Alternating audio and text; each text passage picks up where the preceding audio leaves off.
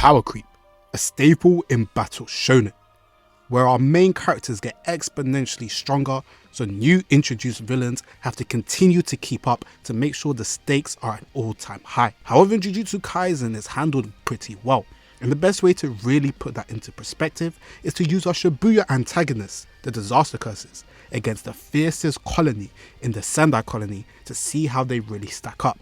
Today I'm here gathered with a phenomenal power scaler, Zage, and he does a lot of Hunter x Hunter content, One Piece content, so make sure to go check that all out. Without further ado, let's see if power creep really does exist in Jujutsu Kaisen. Okay, and then our first clash that we're going to do is Dagon versus Dhruv. So, Zage, how do you feel this matchup would go? I do think that, especially with Dagon in general, because of how he got bodied by Toji, people think that, Dagon is weak, but he's definitely far from it. Dhruv is definitely someone that doesn't have pretty much little to no feats, but because of the fact that he was in a deadlock, a four-way standoff with Ryu, Uro, and Yuta technically, and Kurorushi, he's technically portrayed to be pretty strong as well, so I do think it would be a decent matchup.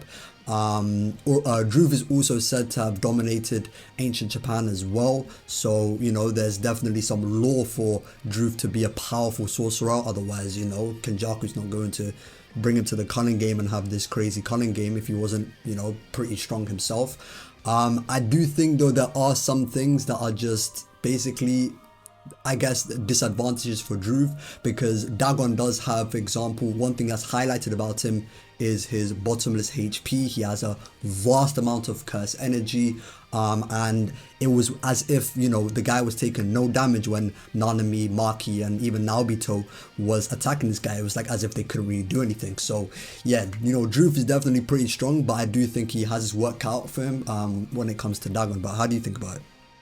Yeah, to even build up from what you said about the bottomless HP, especially in terms of how curses are viewed from a power scaling perspective, they use curse energy or their HP as a example to how strong they are. So a good example is the minute when jogo pulled up straight after, they said this guy's on a whole new level, showing that they really use their curse energy as a limiting factor to how strong they are. And if even 4 grade 1s called Dagon bottomless, then it does bound very badly for Dhruv, who obviously was off-screened, but we really don't have any feats or statements to suggest how their curse energy amount, their overall bag, aside from the little showcase that we saw from Yuta using his Shikigami. And that obviously nicely to Drew's technique, which is a Shikigami that works like a domain, which is a short hit that can affect him. But just for the simple fact that I believe, Sage, we agreed that we think that version that Yuta used was probably boosted because it was with Yuta's curse energy. So meaning That's probably an even stronger version of that attack, with a sorcerer who doesn't really have much narrative aside from the conquering the upper ego, but that could be farmers and plumbers. We really don't know who he was against. That is true. Yeah, I just think, like you said, the domain expansion, the boundless HP, and even the fact that he can levitate, which I guess could be annoying for Drew. He just has too much against him. So I think that's pretty quick. It's definitely an interesting matchup because they're both Shikigami users, but Dagon just has a way deeper bag. He also has a domain expansion, the horizon of the captivating Sankada. So yeah, his domain is powerful. People don't actually think it is because he essentially changed how much power he was going to use for the people that were in the domain. So he basically allocated 70% of his power or the short hit to Naobito because he's the most powerful one, and Nanami and Maki received 30% of his power. That's why it seemed a bit questionable at times when they just kind of took his short hit and as if he didn't take as much damage. But obviously in a 1v1 he'll be allocating 100% of his power completely to Dhruv. The guy has no anti-domain techniques, he doesn't have a simple domain, he doesn't have a nothing like that, right? So there's nothing that he can really do against the domain, and if it really does come to it, Dagon can just open the domain and kind of end it there. 70% of Dagon's power was enough to even take out Naobito's arm. Naobito is very strong in his own right, one of the strongest grade ones we've seen. So, I do think that Dhruv definitely has his work out for him. It could be a decent fight at the beginning, but I think Dagon just has way too much to offer. And yeah, personally, I'll give the win to Dagon in this matchup. Yep, and just to follow from what you said, I agree, Dagon wins this matchup. I just think Drew's in the bad spot of not really getting to showcase anything. And when you don't have a domain counter against somebody who's a powerhouse, you don't really have any type of Kashimo lightning attack abilities. it does really put you in a very bad spot. So, like you said, I don't see any way Drew actually wins this. But this obviously sets up nicely for our second matchup, which is a lot more interesting. And I think we'll have a lot more different takes. And that's obviously going to be Kuro versus Hanami. So the way we will actually set this up is we'll do one version where we do without the domain expansion, because it's very easy to just say, oh, they win because of the domain expansion. Yeah. But even in the series, really and truly, a domain expansion has only killed like the Finger Bearer and then Shibuya incidents. Like, it's not really been killing It's not people. always the end all be all. That is definitely Exactly. true. Yeah. Exactly. So I think because of that, we'll obviously do two versions and just kind of give Kuro, who I think actually pretty underrated in terms of a curse perspective, just a good chance against Hanami. So what's your thoughts in terms of how this clash is? Because obviously their bags are pretty deep and pretty mixed. So what would you say is your opinion? I'll start off with Hanami. I think Hanami sometimes, because Jogo looks like the more destructive, more powerful cursed disaster curse, right? People kind of overlook Hanami, and this was actually confirmed by Gege in a volume extra where essentially he said that Jogo would be stronger than Hanami due to the elemental matchup. But Hanami and Jogo are supposed to be portrayed to be relative, probably equal to one another. Obviously Jogo has the edge because of the elements, but yeah, that's definitely one thing that you should definitely think about. So Hanami is definitely not a slouch, and we know how strong Jogo is. We'll get into Jogo later on, but I want to quickly, I yeah. just want to add something to your Hanami thing, because I think to even boost that point, because it was something we discussed, we were talking about even the plan that they set up with Hanami and Jogo being the ones to stall. And the whole theme of the Shibuya incident was Mahito to accelerate in growth and become even stronger. So there's even conversation that suggests that Hanami, like you said, backed by the data extra, was as strong as Jogo during that part of Shibuya. And it's even more enforced with the fact that the two people who learned domain amplification was Hanami and Jogo. So they were tasked with a higher responsibility, which could kind of attribute just his rank in terms of the disaster curses at that point. But you can continue. Yeah, exactly. Yeah. So to follow on to what you were saying, Hanami, I'd say his, outside of his curse technique, one trait that he definitely has that's special to him will definitely be his durability. His durability was crazy. Megami, Maki, Inumaki and Narutoshi Kamo. Yeah, those guys, when they were trying to attack him, they weren't really doing much damage at all, really. It was as if they were kind of like pests to Hanami almost. Naruto Shikamo did damage Hanami because he got his weak spot, which is, his eyes, like the eye branches, which is definitely something if Kuroshi figures out, he could take advantage of. But yeah, his durability is crazy. He was able to take on essentially 5 black flashes from Yuji, right? Black flashes, by the way, amp your curse energy to the power of 2.5, so that is crazy. Even Gege in a volume extra, when he was talking about how he even came up with black flash in the first place and why he did a power of 2.5, he just wanted to be something that sounds cool, whereas something like a Kaioken is like a 2 times thing.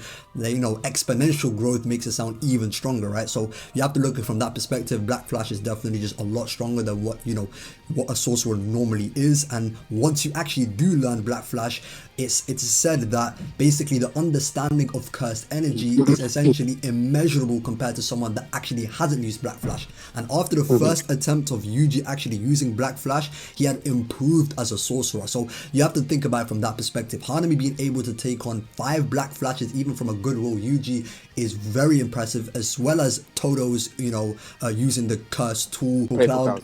Yeah, exactly. Yeah, they're taking the strikes of the playful cloud. Just goes to show how strong Hanami was in terms of his durability. He also has that crazy healing factor that all curses has, probably more so than even Dagon, right? I'll definitely say, because he's a stronger curse spirit. And it basically took Gojo using his purple to really give him fatal damage, really. And he even survived Gojo's purple. Obviously it wasn't a direct hit, so it's not the exact same, but even getting grazed by Gojo's purple is an insane thing to take, and Hanami surviving that just goes to show how crazy his durability is. So yeah, that is definitely one thing to point out. Obviously his curse technique is very powerful as well, can control basically the forest and bring up tree branches, can elevate by suspending in air by obviously standing on one of the branches and the wooden balls that he creates. He also has the curse buds that if he puts it into his target, essentially it will just shut off their cursed energy and the plant will grow into them. Todo actually had to figure out on the spot that he can't actually use his curse energy reinforcement, because that's actually what the curse buds leech on.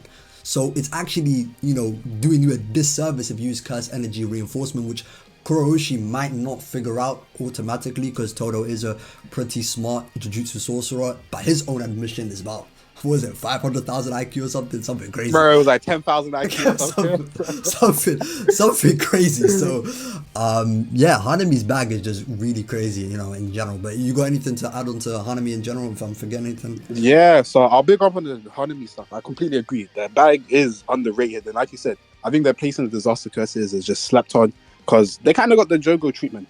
In a way, like the main fight was them against far weaker people. Obviously, they got their hits off, but then it was really just Gojo who packed them up. So we didn't really get to see too much. But one thing that I think is very underrated, and obviously is done where Gojo faces against Jogo, is that she managed to catch Gojo off guard with some things with the ability of the plants. So it kind of like took away his intent to fight. And then that was the second that she needed to be able to pick up Jogo's head and run away. So if not only, obviously we know Gojo is far beyond, but if somebody of his caliber can get caught off guard by her plants, I really don't think it bodes well for someone such as Kuro, which obviously isn't as attentive, doesn't have as much to lose, or etc. etc. So I just don't think they'll be able to keep up with some of that. And then you go to, for example, like you're talking about the durability. Kurorushi obviously has the life investing bugs, which could be something interesting. But throughout that entire clash, the only thing that actually pierced Hanami was her own branches that she used when Todo manages to clap in time and then swap out. So aside from obviously the purple like we talked about, the durability is really that crazy that unless you have some special type of hacks, you're most likely not doing significant amount of damage to Hanami. And then in terms of relativity and speed, obviously we didn't get really anything to boot in terms of the series. But the simple fact that he could at least coordinate attacks with Jogo before he decided to turn off his domain amplification, just so that, at least in my personal opinion, if you're not the very, very top tiers, speed in its totality is a little overrated because you're not getting necessarily blitzed completely, even if you are a lot faster than someone, especially as been shown in JJK per se. So I don't think there is nothing to suggest from the physical that they're anything so far beyond the Jogo. Obviously, they match up a little different, but I think in terms of their physicals, they're far better than Kuro. Like they said, their bag is even deeper than Kuro, whose main thing comes really from the hacks that they have. And obviously, this is going to be the non-domain extension side. I just think they have way too much in terms of in total to really deal with Kurorushi. But what are you thinking about Kurorushi? Because obviously he had a good showing. 100%. Yeah, Kurorushi actually was pretty impressive. Obviously, Yuta is just, the second strongest Jujutsu sorcerer after Gojo. So, going up against that guy definitely does make you look weak if he's handling you pretty, decisively. But Kurorushi is very, very strong. A swarm of roaches was a problem for Yuta. He actually did mention it himself. The roaches individually aren't a problem, but once essentially Kurorushi uses the roaches in a swarm, basically a big hurdle of them, they do become a problem, which maybe would be a problem for Hanami. Obviously, Hanami can use his branches to kind of counteract that, but that is definitely something to think about. There is one thing that ironically kind of does work against Hanami's weakness, which you could say is the meditating worms. So the worms, you could say, act like a blinding technique. So essentially when Yuta was fighting against the worms, once he cut it, essentially a liquid just sparked and went blasted everywhere essentially, and it went into Yuta's eyes. So imagine if the worm liquid essentially went into Hanami's eyes, how would it affect him? If that's his weakness, maybe it would affect his coordination. Maybe in that moment it's a blinding technique, who knows. Really, obviously Hanami doesn't have like humanoid eyes, but I'd still think that Hanami can see in some way, shape or form. So yeah, that could pose as somewhat of an issue maybe. But definitely though, the main thing about Kurorushi is the festering life sword. Obviously can clash with a blind Yuta in that moment, can fire the eggs while he's unguarded. Those eggs from the sword essentially hatch inside its target, and once it does do that, essentially it's basically GG. The only thing that will be kind of questionable against Hanami will be if it can get through, Hanami's durability. Since it did get through base Yuta, obviously Yuta is very, very tough, which is mentioned against Ryu. Ryu does mention this by saying that Yuta essentially is almost like a water tank in terms of his curse energy reinforcement. But at that point, is he even necessarily trying as hard, especially because he got caught blinded? So it is a little bit questionable whether the eggs would even hatch inside Hanami in the first place. But even if it did, do you think that Hanami's curse technique, because obviously his curse technique he's a curse of nature itself, do you think that maybe Kuroishi is kind of a bad matchup for Hanami in general? So even if it does go inside Hanami, he might actually be able to protect himself with his healing or so on and so forth. What's your opinion on that? The thing is, we don't, because with curses it's so ambiguous. We don't really have it's not like RCT. They can do it instantly, they heal, and then boom, it's done. It seems like there's a process or a time or period before they start healing, and sometimes for some curses it's quicker than others. A good example is like Jogo. You remember when Jogo got his head taken off by Gojo?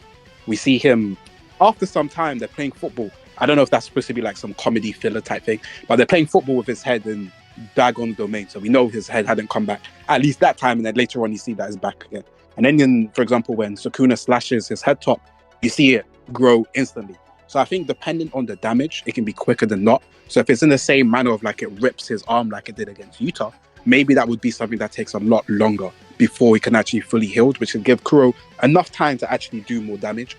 However, the reason I still don't think that would be significant enough to actually, like you said, one, like you talked about, the durability is crazy. So I'm assuming Hanami isn't just going to stand there while it does go, because the way it appears to work is that it only targets a certain stop. It doesn't like contaminate throughout the body, like continuously growing roaches and everything. So because of that, I think that actually does work in Hanami's favor, that they'll be able to, lose an arm and then get the arm back and then continue to fight and then kind of figure a way out. And I think one thing that we did forget to say is that Hanami can also erase her presence, which I think is pretty bold. So for the simple fact that Kuro may be like, oh, I've got them, and then spans like a lot of the branches and then hides their presence and like catches Kuro off guard, I think Hanami is just a bad matchup for Kuro in the end. Yeah, exactly. And that's not even to mention Hanami's domain expansion, right? Which unfortunately we didn't see it in the series. There was in a game, I'm not necessarily sure what the game is called, but we did see Hanami's domain expansion in that game. I'm pretty sure it was based on an interview by Gege where he kind of explained how Hanami's domain expansion would work. I mean, as far as I know, it's more so like a blast of curse energy. I'm not necessarily like sure. Solar Beam. Yeah, it's something like that. So, Kuroishi doesn't have any anti-domain techniques or anything like that that we are aware of, at the very least. As far as the stories, has told us. So yeah, we don't necessarily know what he would do against that domain. And yeah, I do think even without the domain, he kind of has his work cut out for him. I do think Hanami probably just would win in general, but with the domain, it's kind of GG really. It's just very, very easy W for Hanami once the domain is activated. And it was implied essentially, kind of narratively, that if Gojo hadn't basically broken the curtain and saved Todo and Yuji before Hanami done the domain expansion, it would have been over for them as well. And we know Todo actually has a simple domain as well, where he can actually protect himself, and it was still kind of portrayed that they would get bodied. So yeah, Hanami is just very, very strong. So yeah, respect to Hanami. Yeah, man, respect to Hanami, most underrated disaster cuts. And then now he gets to the more interesting matchups. So we now got Uro versus Jogo. I think this is one's going to be like a lot of different opinions, because it could really go either way depending on your perspective. And obviously we got the best matchup a little later, which is Ryu versus Mahito. But in terms of Uro versus Jogo, I'll start off with Jogo a little bit, because I think Jogo, obviously, either depending on who you talk to, even though I don't disagree, he is potentially the strongest disaster curse, even though I think it's Mahito. However, you can argue if you think Jogo is stronger, and I think that just shows the potential Jogo has. Obviously, Jogo is very unlucky with being in a situation where everyone he's fought, like that has been below him, he's stomped them. But everyone else that he's fought has been Gojo and Sukuna, which has put him in a situation that I guess people don't necessarily respect his power level enough, because he got destroyed by the two strongest. But I don't know why people use these to knock against Jogo when he has enough statements and I believe portrayal to suggest that he's a lot stronger than people give him credit for.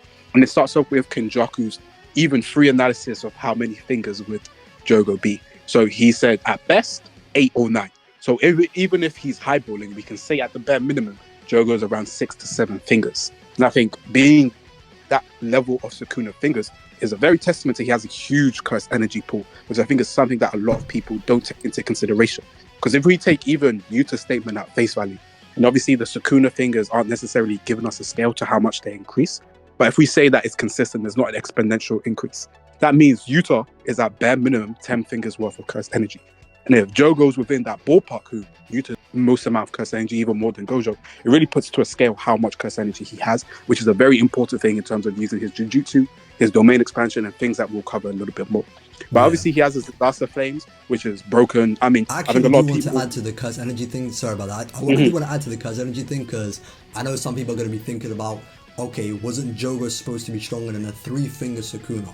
And definitely early in JJK, it was somewhat kind of shown or even said that, you know, certain characters can be judged, their strength can be judged on solely their curse energy. Like, for example, Hanami looks at Todo and says, judging off his curse energy, he's weaker than me. When Kenjaku, you know, essentially compares Jogo's strength in terms of Sukuna fingers, 8 or 9, he was doing it as a reference of strength. Obviously, in this context, we're doing it in terms of curse energy amount, which also does make sense.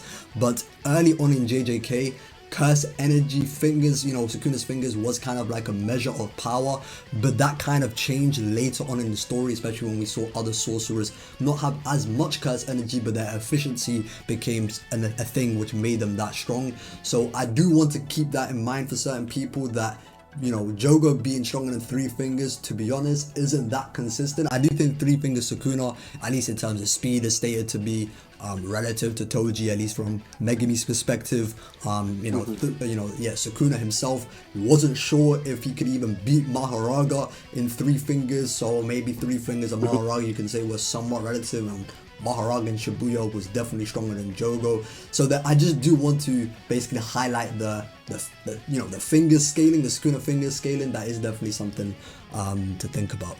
But yeah. Yep. No, I completely agree with everything you said. I don't think it is consistent because I think that 3-finger Sukuna packs a lot of people, and I think it's mostly for the simple fact that he's Sukuna. I think it's like kind of what Mahito said. He's like, yo, Jogo has more curse energy, but his soul's on a different level, kind of. And you know how Mahito judges strength is based on their soul. So I think there's something a little different that obviously we can use Sukuna as exception.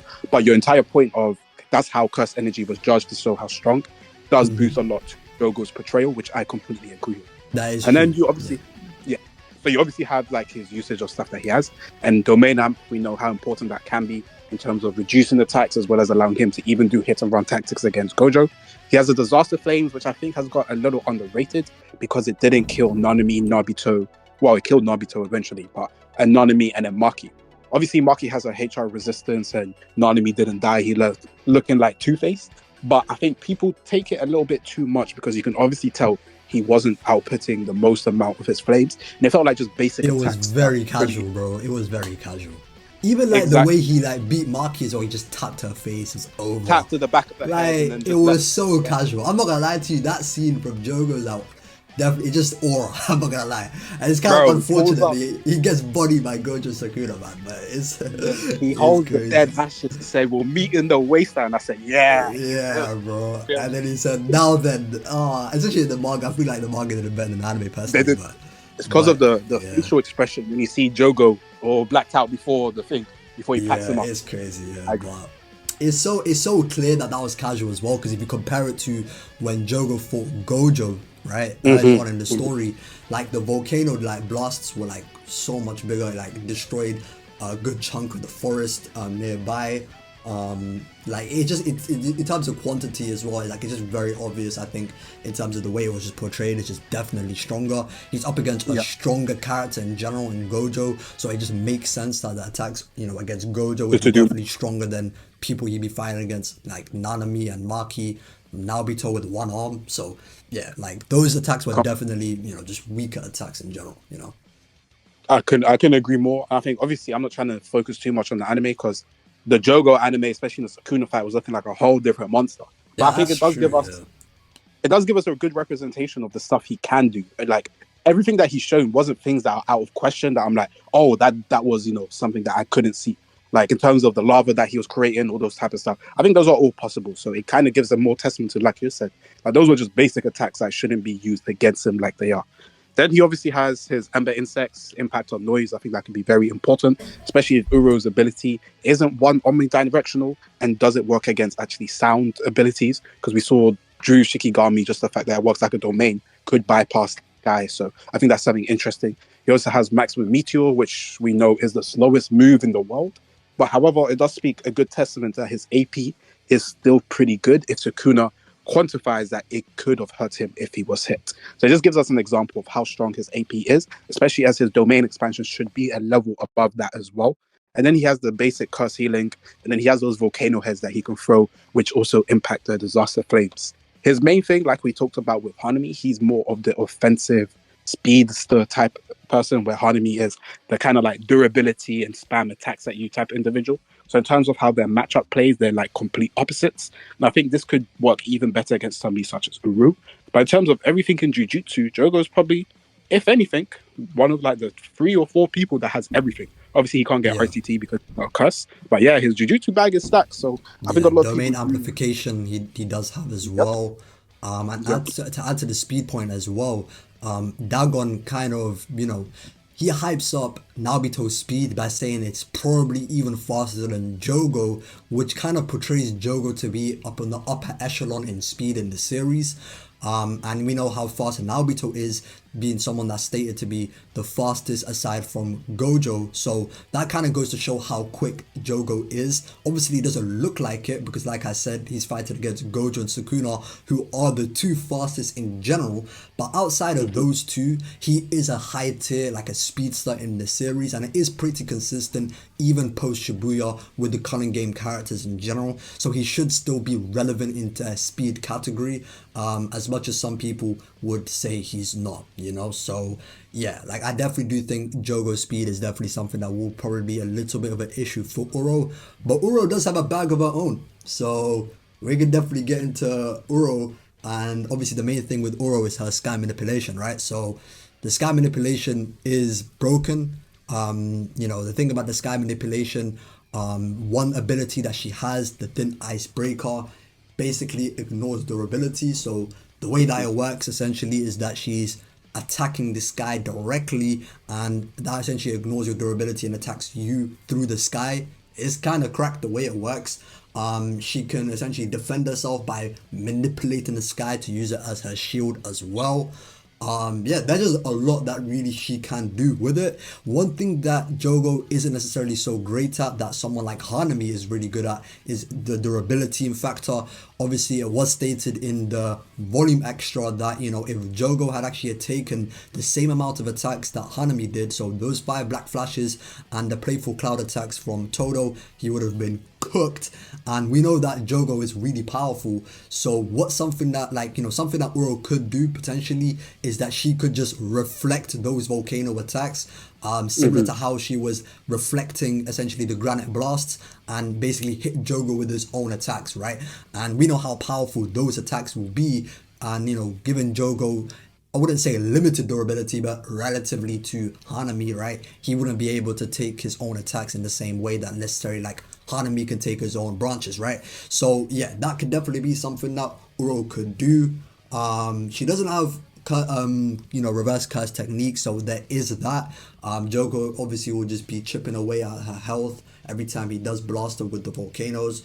So there's that, right? I'm not gonna lie, Uro in general, it just kind of gets overlooked, kind of. Do you get that same impression as well again in I the Yuta completely fight? agree. Yeah, Completely.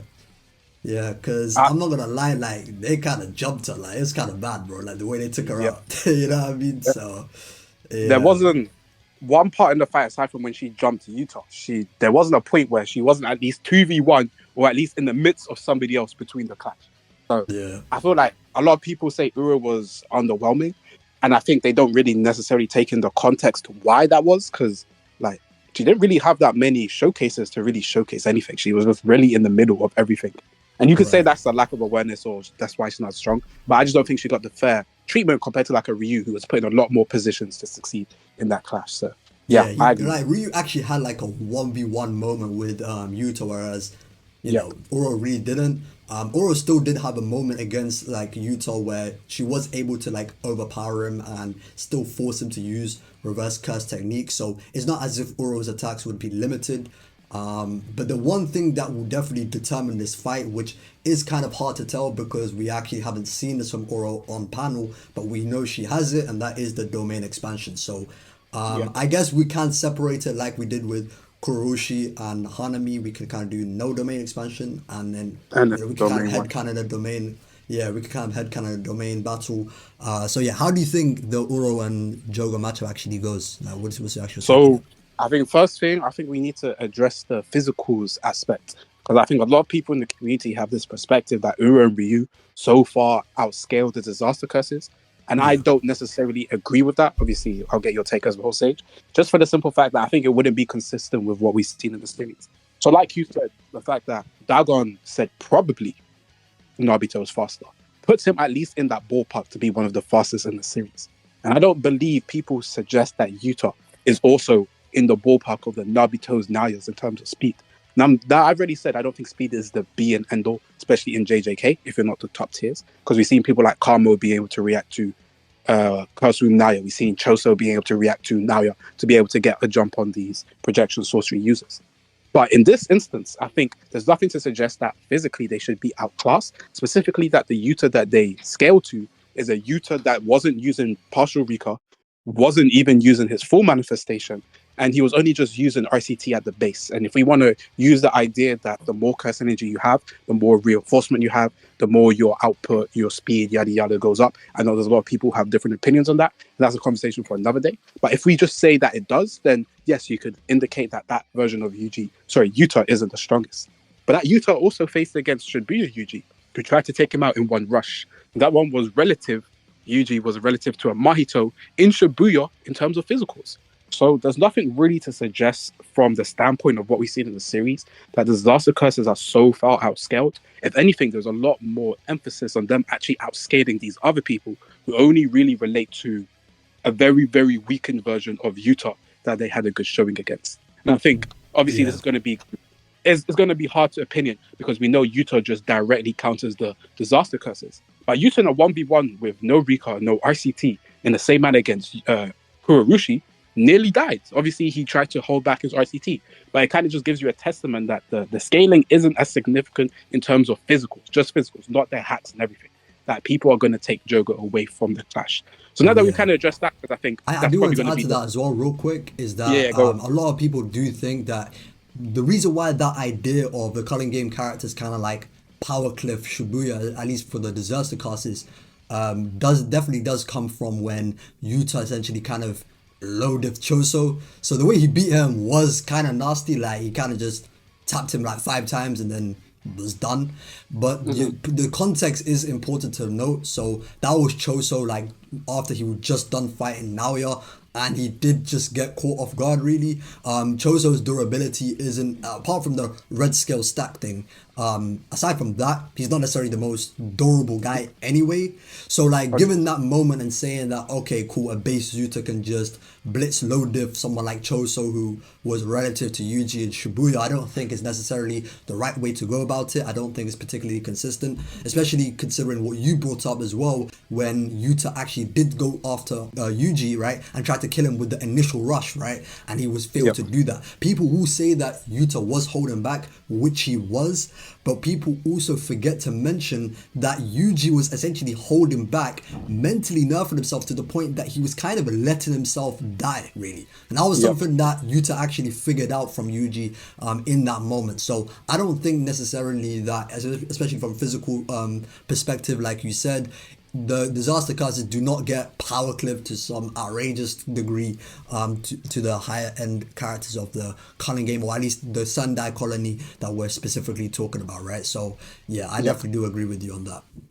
Yeah, and the last thing I want to even add is because obviously people are going to bring up Jogo's durability. And I don't know why the community have run with the 5 black flashes and the playful crowd means he has terrible durability. When one, just because Hanami is a durability monster doesn't necessarily mean like it's a matchup thing. Like he obviously compensates with that with his speed, his AP, and all those type of stuff. But in terms of like a scale, obviously black flashes isn't consistent to compare to other attacks. Like Zage said, it's a multiplier of 2.5. Like, I don't think people realize how crazy that is as an attack that you can't really quantify it to anything else. But we know at the bare minimum, it's stronger than a holding back red that Gojo used, because that didn't kill Jogo either. Plus, we know that Sukuna and both Gojo fought against him in hand to hand. Yes, they were holding back, but those punches are still indicative that it's not as bad as durability as a lot of people say. Because if we can even talk about a holding back Gojo can make Hikari and Yuta throw up, because I'm assuming no one thinks that it was full out, or because if it was a full out punch, they'd probably die, or a full out punch from Urume knocks her out. Like, I don't think it's nothing consistent to suggest that his durability is terrible just because those set attacks would have killed him but didn't kill another user. It's just more so of propping their abilities, if you get. Yeah, I definitely do agree with that. Yeah, but in terms of the matchup with Uro, though, it is kind of dicey, man, because Sky Manipulation is just very, very versatile. I could definitely see this fight going either way, really. Especially the point about, you actually mentioned this to me previously about the potential of her Sky Manipulation being omnidirectional. So how do you think that could play a factor if it actually is? Because obviously from what we know in the manga, we only see it from one angle. But if she's actually manipulating the sky 360 around her, then that obviously gives off crazy, other implications, right? So, yeah. 100%. Yeah, so do you want to kind of delve into that? Yeah. Yeah, to build up on what you said, if it's 360, then Jogo's cooked. Because aside from domain amplification, that obviously would help a lot, because obviously the way we've seen her manipulate the sky is that she has to do it manually. So if it is omnidirectional, domain amplification could be useful for catching her off guard. But the simple fact that he just has no moves that will be able to bypass her attacks. And if she really just plays it safe, because she can fly, she can stay in the air, she has an attack that doesn't even necessarily has to touch you but break the surface that you're in, it just gives her way too much utility of playing like a perfect hit and run strategy against Jogo, who really wouldn't have much to do if it was omnidirectional, because all his attacks would be bounced back aside from domain amplification. But if it isn't, then that actually leans a lot more to Jogo's favor, in my personal opinion, because one, with domain amplification, meaning he can bypass it from the front if it means you can only manipulate this guy that she touches, then he can use things such as the volcanoes, his ember insects to kind of chain combos, which will just give him way more things, especially like we've already talked about, Uro doesn't have reverse curse technique. So those flames and all those stuff will be a lot more damaging than for your regular saucer. But what do you think in that regard? I would say, according to the way the manga looks, at least as of right now, it doesn't seem like Uro's sky manipulation is omnidirectional. So I would say that, Jogo is definitely versatile enough in his abilities where he can set up a volcano in one place and then have Uro force herself to defend it with obviously the sky manipulation, and then set up another volcano in another place to essentially, attack Uro where she's defenseless, and she doesn't have RCT, so it'll just be chipping her away at her own health, obviously. Like you said, with the insects, definitely something that could definitely work against her as well in a similar manner, just kind of how I was explaining it. So I definitely do think that, it would be a pitched fight. Uro obviously is definitely got an advantage in being able to reflect the volcanoes, even if she is getting hurt. People will say that Uro's durability and endurance isn't good, but the very fact that Uro survived just a barrage of hits from not only Yuta but Rika, who, at least from Ryu's perspective, said that Rika's physically more powerful than Yuta, right? And he's able to take those combos. It's definitely going to take a lot from Jogo to actually wither her down. So I can really see this going either way, really and truly. I will say one thing for Jogo: if he does get hit by his own volcanoes, it is kind of implied, especially from the Gojo Sukuna fight, that techniques against yourself aren't as effective. Powerful. They're not as effective in general, right? And we do see this with Ryu as well. When he takes his own granite blast, he's able to take it, and survive it as well. So I do think that Jogo would be able to take his own attacks, but like I said, he still wouldn't be that great, especially from the durability perspective, compared to someone like Hanami. So yeah, I could definitely see this going either way, really and truly. I feel like this is a coin toss.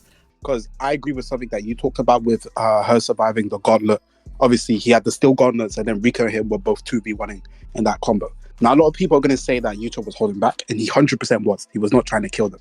However, one take that I've never agreed with is that he wasn't going hold back, that he wasn't trying to knock them out, which is what a lot of people try to imply from that situation. If Yuta and Rika are both punching you in the gauntlet. There's no way you can tell me that he's holding back that much, that he's not trying to knock them out, when we know that Uro was knocked out by the Granate Blast and he was still able to go get the points. So Yeah. was he holding back in terms of not trying to kill her? 100%. Because if he used a katana, I mean, really and truly, she dies in that situation. However, in terms of the implication that her durability is trash, would it be consistent with what we've seen? And I think that is one element that a lot of people try to use to downplay Uro personally. But like you said, I think it is a coin toss, and it really does depend on if you think, obviously, Thin Icebreaker, which does break Dura, will be enough to put down Jogo, which I think it can, especially after 2-3 hits. But I'm going to give the edge to Jogo because I think domain amplification in this fight is going to be a lot more useful for the simple fact that even though Uro doesn't necessarily have to touch him, he does have to come close in her range to be able to kind of get off her attacks. And I think that will benefit Jogo a lot more, who is faster, probably has better reactions, so he can kind of combo chains. But to me, it's really, like you said, it's a coin toss, and whoever you think just matches up a little better than the other. Yeah, I kind of feel like Jogo, at least in an overall perspective, is like more powerful than Uro. But I do think in this particular matchup, I think Uro actually might be able to get the W out of this one. Get the W, really, truly, like she really might be able to be honest, because it's like you said with the endurance, and I actually want to add on to like the whole thing about Yuta holding back or not, which he definitely was not trying to kill them, but I think it's more of a situation where he could have used the katana and ended her, which he refrained from doing. But when he was using the gauntlet, he was still trying with what he had, I think is a better way of putting it. And, you know, even like, for example, when in the Ryu clash, which we'll definitely talk about more later, it's not like he held back the actual cursed energy output in that particular clash. So I think when he is more so holding back, it's more so the killing blow, right? So he didn't actually finish them off. He just beat them up to a point where they're basically done, and then he spares them. He can move by to the next person. Exactly, yeah. He spares them in that way, rather than pulling his punches at every single turn, which I don't think is necessarily the case, especially after, you know, he puts on the ring and he's actually trying, right? So I don't know. I think it's a coin toss. Maybe Uro's sky manipulation will kind of get the better of Jogo, to be honest, but either way, I think it's definitely a fair take, to be honest. I agree with you again, and I think whoever you got, obviously, let us know down below. And then the last thing to really clear from the Jogo versus Uro stuff is, how do you think their domains will collide? And in your opinion, who do you think would have the more refined domain? Honestly, I'm not sure. I do think that Jogo's domain is probably more powerful. The short hit probably is going to be more powerful. The only reason why I say that is because of obviously his ultimate technique. So his ultimate technique, the Meteor, although it is very slow, and that's why we never brought it up in the matchup, because, you know, it just wouldn't work. If Panda can dodge the attack, then yeah, you're finished, man. And that's no disrespect to Panda, but the Meteor is really powerful. It could have damaged Sukuna, and obviously we know that domain expansions are the highest mastery of Jujutsu sorcery, so it kind of stands to reason that it would be better than the Meteor. Obviously, in domain battles, that's not necessarily the deciding factor. It's more so the refinement of the domain itself, or the barrier itself, I should say, which obviously is hard to say because we just haven't seen Uro's. We do know that actually, you know, a determining factor in domain battles would be the curse energy amount. So that is something that we could go with, and Jogo just has more curse energy. So I do think that in a domain clash, he probably would win, at least based on what we know, just by virtue of having 8 to 9 fingers levels of cursed energy, at least being generous according to Kenjaku, right? So I probably would say that Jogo would win in a domain clash personally.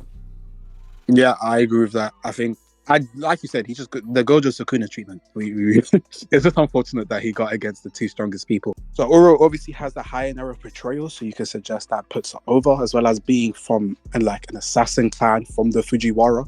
However, because we don't really have any way to quantify that, how strong that is, aside from Yuzu bodying 5 of them, we can't really say that necessarily puts her to more refinement. You can suggest that maybe she learned some higher domain techniques. She might have some more refinement because she might have been in that training setting. However, we really just don't have anything to really concrete say. And I think with, like the point you said, Sage, with the Jogo curse energy, the fact that his domain even burns people, he said regular sorcerers would just be burnt up from being in the domain. I think he has too much pointing from the narrative to suggest that he would have a stronger domain, but it's really just your opinion. Yeah, I pretty much agree. I'll say Jogo wins a domain clash, but yeah. Yep. But So the last matchup though, it's gonna be an interesting one. yes, so obviously this is the one that I think is the most back and forth in terms of which way you can think. Because even though I think Jogo and Uro is like very one way, was I mean you can go either way. I think this one's even more in that essence because this one Mhm. is like an extreme diff. The other one I feel like is a high diff. Whoever gets put in the best situation kind of wins. But this Mhm. one, yeah, I think obviously is Mahito and Ryu, and I think a lot of people don't rate or at least don't put respect on Mahito as much as they do because of the way he went out in Shibuya. But Mhm. specifically with the fact that Mahito was only 40% and his physicals were so drastically ahead, I think it's a very good conversation. And yes, Sage, I'll let you start off with Mahito very first. Yeah, so I definitely think that what you said is definitely important to mention that essentially the first half of the fight when, he was fighting Yuji 1v1, he kind of got the better of Yuji pretty decisively, really and truly. Like Yuji had his moments, but for the most part it was pretty clear that Mahito was the stronger of the two. Obviously, Yuji was going through his own mental baggage, especially with Nobara dying, but that's Mm-hmm. besides the point, really.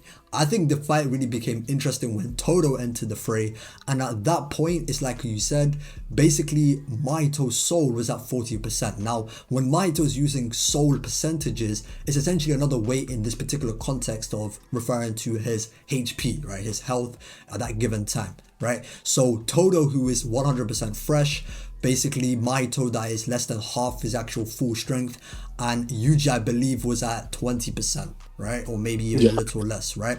Mm-hmm. Yeah, so that's definitely something to think about. Yuji, especially when he entered Shibuya, was already at the level of a grade 1 sorcerer, someone like a hanami kind of, and he only got really, you could say, better throughout the actual Shibuya incident. So by the end against basically, the Mahito fight, Mahito is fighting two fully fledged grade 1 sorcerers. Mahito is just a really broken guy because you can't actually damage him unless you're damaging his soul, right? So Toto's attacks, as powerful as they weren't actually doing anything to Mahito because you can't actually damage him if you're not affecting his soul. Only Yuji was able to do that because he's able to perceive and understand, like see the soul because he's a vessel of Sukuna. So that was that kind of matchup thing. And yeah, like Mahito is just really, really versatile, especially when it comes to, one thing being his a body repel where he could just use vast like amounts of like transfigured humans and basically make it into a blast type thing, not in terms of energy, but it's just like he's shooting like a lot of like transfigured humans at you with a lot of Mm-hmm. physical force. There's the isomas, which have like a really like, pack a punch. They were able to like overpower Toda, I believe. But Yep. the durability is not great. He also has obviously the idle transfiguration that, with a touch, he's able to just bend your soul. And if he can manipulate your soul, he's manipulating your body. You're basically done, really. And it took the domain to actually take Toto's arm, which is definitely going to be a win con for Mahito if he can actually, manipulate Ryu's soul enough to like wither him down. And I think we should kind of break it down with the Mahito Ryu thing in two ways, really. If you believe Ryu can even see the soul, because there is actually an argument for that, or like be Yep. able to protect his soul, and a version of Ryu where he can't do that. Because if he can't do that, it's GG. I think we can kind of wrap up the Cooked. matchup here. Yeah. Mahito just cooks him. Like he just wouldn't be able to damage him, and Mahito would just be able to beat him outright, really. But yeah, that's pretty much about it, really. But do you want to add anything into it for Yeah. Mahito? I think just to add something briefly about his versatility.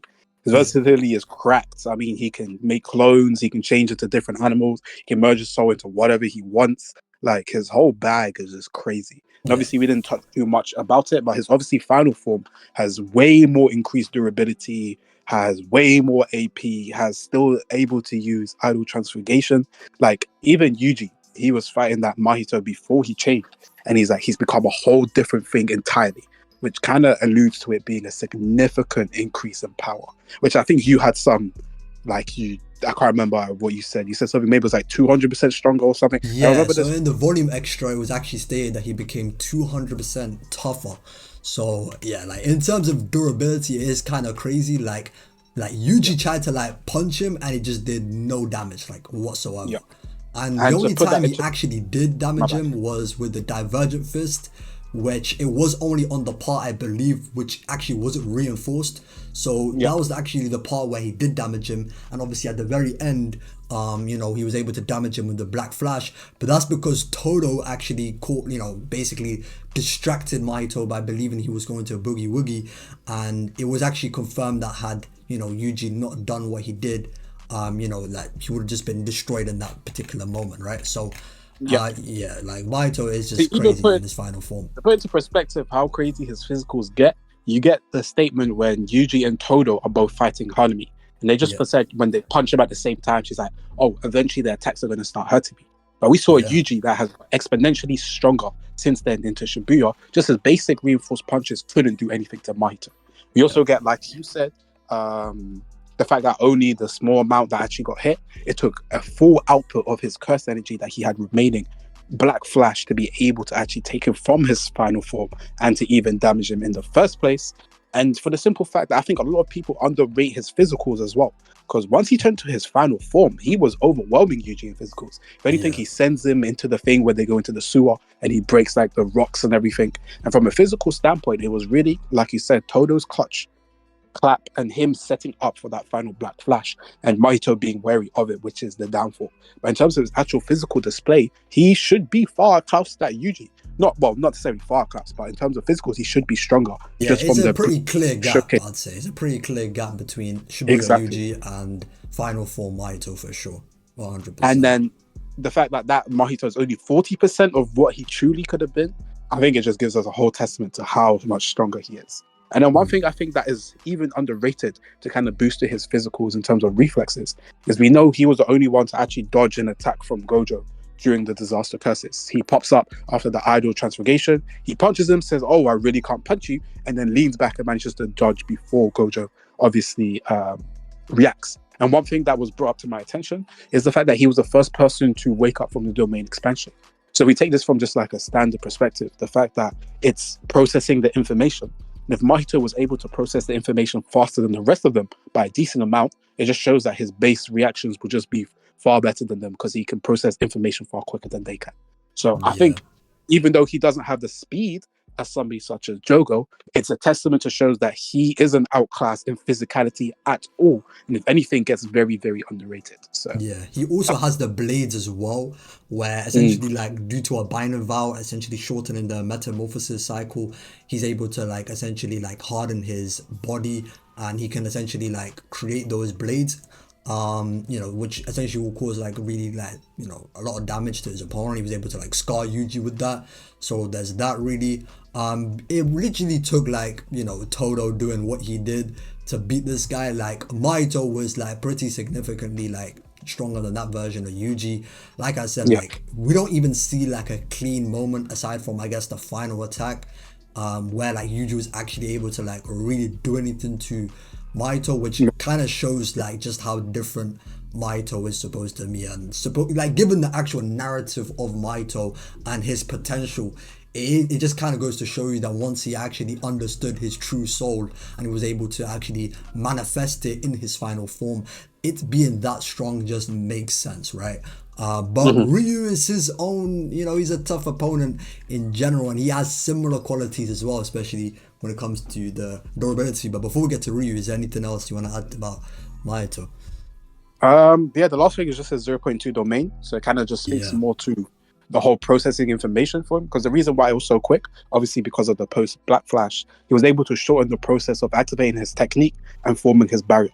So yeah. it just goes a testament that he's just a prodigy, just like the Gojo Sukunas in terms of seeing stuff once he can adapt to it. And I think that's definitely a good side to his, like, why he's just so dangerous overall. But yeah, I think that's pretty much what I got to add now.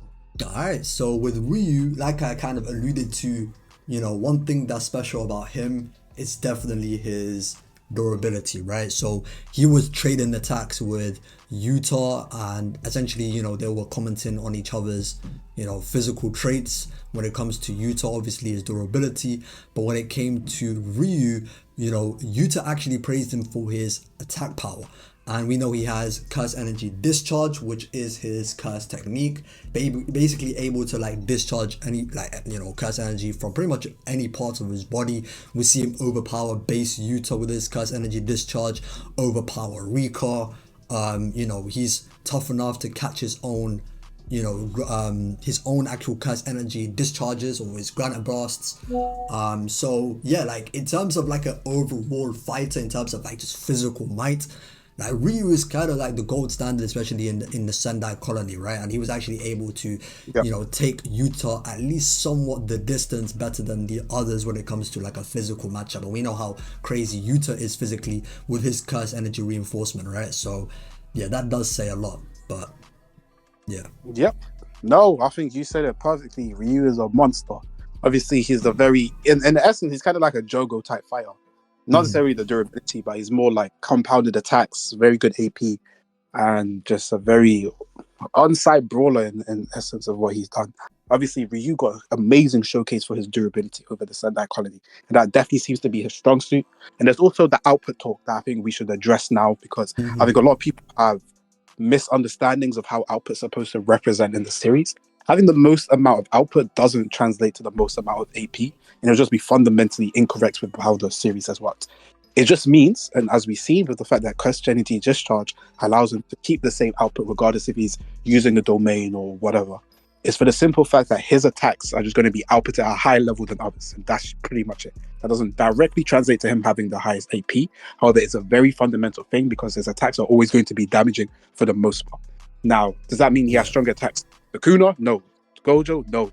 Even Kashimo has things such as lightning attack that is durability negative or whatever. So, like the minute they hit with a lightning strike, they're gone. So, I don't think they're necessarily comparable. However, it does put as a good basis to show that, especially Mahito, who the way it has seemed is that his durability comes from the amount of curse energy he has, because he constantly reshapes his soul when he's hurt. So because of that, allowing hard aged attacks, especially as I remember Mekamoru said he's going to burn out Mahito's curse energy, that does put a nice strategy for Ryu to make him waste his curse energy, as we know he can do area of effect type of attacks. And one thing that I think obviously I'm going to negate as a kind of downside to Ryu's best showcase does really stack up against a Yuta that wasn't using Rika and wasn't even using his full power as well. It wasn't even just his true base, but his base form that doesn't even use a partial Rika. So I do think that is a knock that a lot of people don't take into consideration, for the simple fact that he just scales above a very, very weak version of Yuta that isn't close to his even base form. So because of that, especially as he only hits him once post-domain expansion, it doesn't bode well for him overall in terms of being relative to Yuta that a lot of people try to present. However, it doesn't take away anything from Ryu. It just gives us a ballpark to how we can scale them, and is why now we bring the people such as the Mahitos, Jogos, the matchups that look a lot more closer than people initially thought. So, kind of catapulting on that, what do you think about this? I do want to add to like some other Ryu feats as well. Like, we saw a moment where Ryu's discharge was definitely stronger than base Yuta's punch, because we do kind of want to emphasize that it was base Yuta, it wasn't with the ring at this point. But post ring, he was actually able to basically one shot Rika. He was able to like punch Rika with more power than Rika can handle to even manifest. So Ryu's like physical power is something that's really crazy, and we know that Rika physically is stronger than Yuta, at least base Yuta, right? So like those are the main traits of Ryu. I did mention it earlier as well, like his discharge being able to overpower not only like base Yuta's punch, but like base Yuta himself, when he was like they had their backs to each other, and he was able to like discharge it from his back, send him flying that way, so on and so forth. So yeah, like Ryu is just like a monster in that particular aspect. Also, another moment that he did have against an awakened Rika was obviously the final clash, or like not the final clash, but like the big curse energy clash that they did have. And it was stated by the narrator that Ryu's curse energy output is actually bit stronger than Rika's fully manifested curse energy attack, right? So that's another feat for Ryu when it comes to the raw power aspect. He definitely, I would say, actually has the advantage compared to Mahito, I believe, especially with those high-end granite blasts and the curse energy discharge at the very end that he did, right? So that's definitely something I can say for sure he would have over Mahito. But in an overall matchup, I think we can kind of look at it now from like a actual, one-on-one aspect. Like we said earlier, if Ryu can't understand the soul, can't like perceive the soul, he's cooked. But there is an argument for Ryu being able to actually affect Mahito's soul. And basically, I think you can explain that better than me. So, so you want to explain that? So the first one it comes from, I believe, is it chapter 201 or 200, and it's when Angel was chatting to the gang about what she wants, like her plan to do. And that's obviously separating the vessel from the users because it goes against her creed. But in the chapter, she explained that because the vessels either subconsciously or consciously overwhelm the vessel, they should be aware of their soul. And this is taken to a new perspective when we get the reason why Mahito, because bear in mind, Mahito's entire thing is the soul. When the Junpei arc and when Junpei dies, the reason Mahito says Yuji can hit him is because another vessel arrives with him or surrounds him in his body. So he's able to be aware of both of them. Now, if you want to say this is still a special case for Yuji, I can give you one more example, which I think was shown in the most recent chapter at this common time of when this video is recorded. And we got the confirmation that Megami's body still exists while Sukuna is incarnated.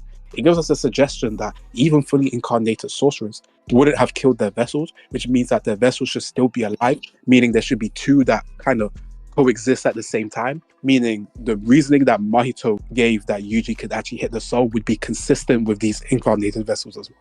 Yeah, I think that's definitely well put. So I definitely do agree with that interpretation as well. And at least for the sake of this matchup, it would be a bit boring to say that he wouldn't be able to touch the soul. So yeah, I definitely can go with that. And I do think, if the Ryu Mahito, the fight plays out from the beginning, if they're trading attacks, I think at least from a like a punch for punch, blow for blow perspective, I do think Ryu would have that advantage. I do think Ryu has the advantage of definitely the AP side of it when it comes to like physical blows. They should be able to take each other's attacks because obviously they're both like really durable, with Mahito being 200% more durable than he normally is with obviously his final form, and Ryu obviously just in general he's just a tank because of the high curse energy output, which actually can lead to his reinforcement being able to endure a lot of Yuta's attacks. Even if it's not a full powered Yuta for the entirety of the fight, being able to take on even a base Yuta's attacks is pretty incredible, especially when it comes to his durability and endurance.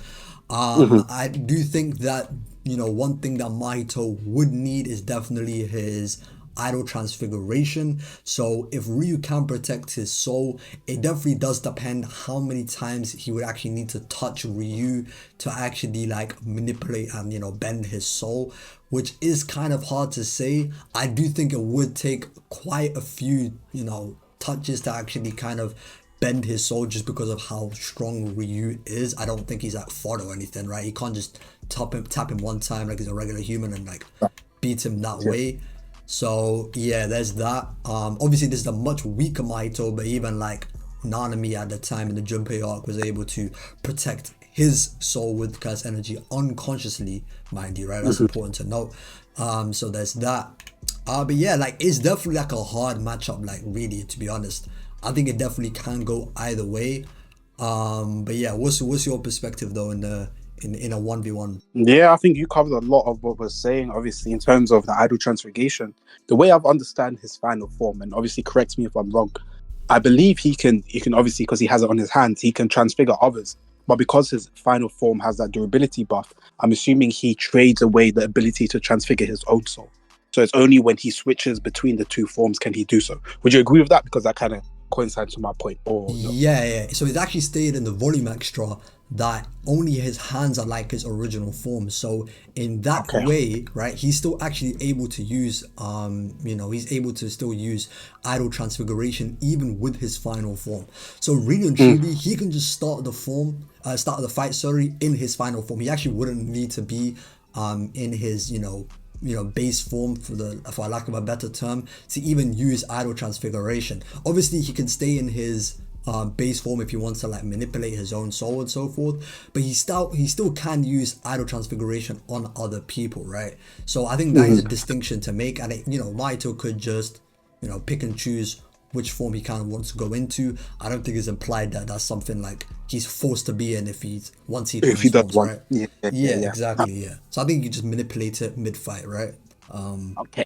And I Yeah. think that works to Mahito's advantage in this case, because like we've seen, we know with the blades, they were strong enough to just rip off Yuji's skin or whatever that happened. So now, obviously, Ryu most definitely has higher curse energy reinforcement, especially with his durability. But with something like a sharp blade, I think it might work a little bit more to his advantage, especially as somebody such as Ryu who does not have reverse curse technique as well.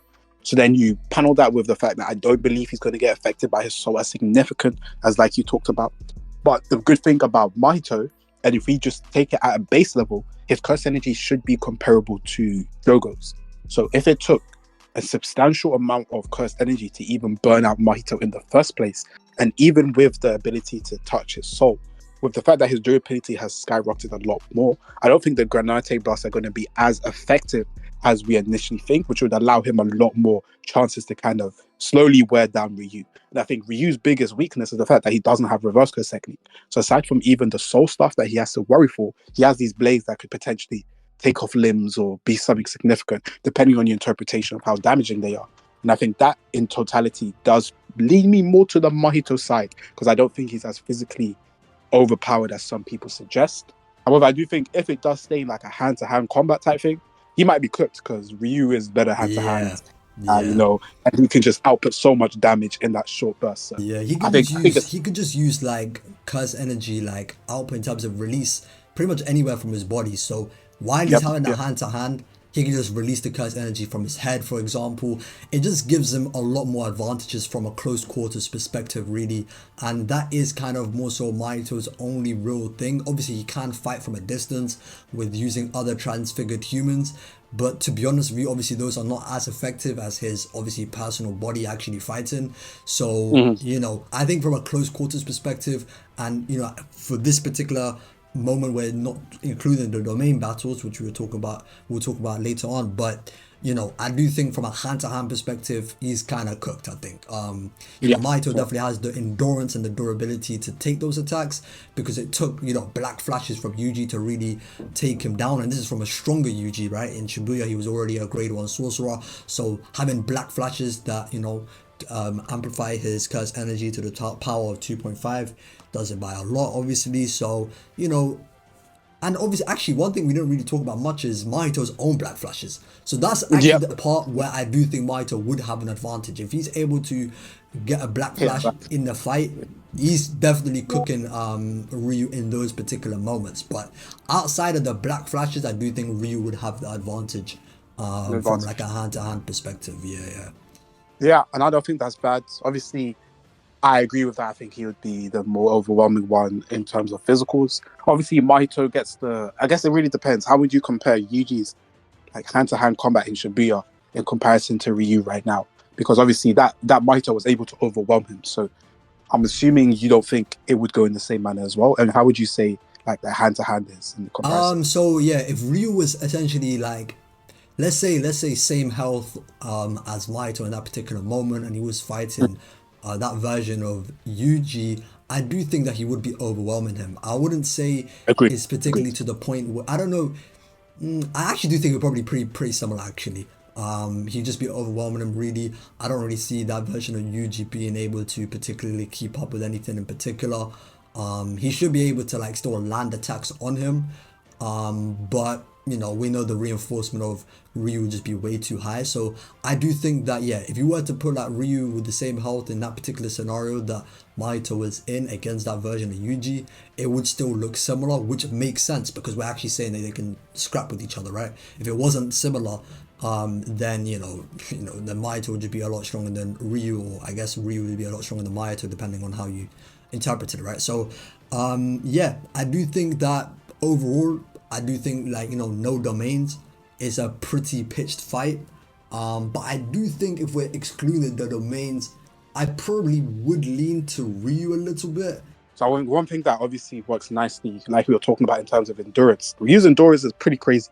After getting hit by Rika, getting hit by Utah, even post the domain expansion when he wasn't at his strongest, he's still able to output the pretty much same attacks and still be damaging in the one blow that he did do to Utah before the end of the clash.